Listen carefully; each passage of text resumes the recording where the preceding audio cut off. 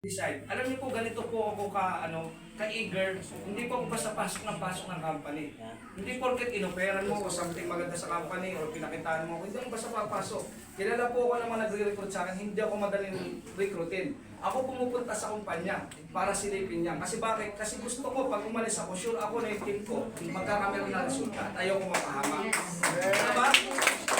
Networking boys, it's not all about you, it's all about your people.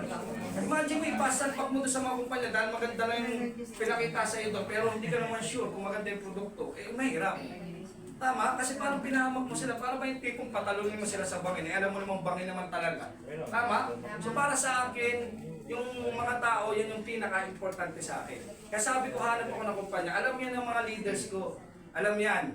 Umikot kami, kasama ko dito yung aking best friend. Actually, si Coach Weron po yung nasa left ko yung asawa ko, right ko si Coach Wero, bakit siya yung nasa ko, hindi ka pamilya ko?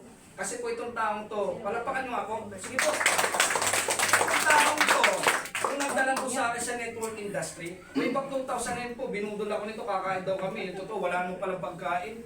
Tama, ang malapit niyan, in-invite ako, tapos yung na power, nabaliw ako. Sumali ako, akala ko ganun kadali doon sa dating company, wala. Ano nangyayari, tumigil din ako, pero very thankful ako dito. Kaya po nung naghahanap ako ng kumpanya na gusto kong hatawin, na gusto kong makasabay, siya po yung kinausap ko. And sabi ko, bro, samahan mo ko, hahanap ng kumpanyang the best. Pag sinabing the best, walang kapares. Yes. Walang kapantay. Tama! Pag sinabing the best, yung talagang tipo ng target. Yes! Kasi alam niyo po, ang mahirap marami diyang kumpanya magaganda sasabihin sa una. Yes. Sanay na po ako dyan. Kasi bago po ako pumasok sa negosyo, may basehan ako. Gusto niyo malaman kung ano? Yes. Okay, ito yung unang bagay po na tinignan ko dito. Okay na po ba, buray ko na to? Yes. Wala po Okay, i-share ko lang to para doon sa mga taong hindi pa makapag-decide dyan. Hindi ko alam kung ba't di ka makapag-decide pa kasi bakit? Kasi maaari meron ka pang hinahanap sa kumpanya or something na naglalaro pa sa isip mo.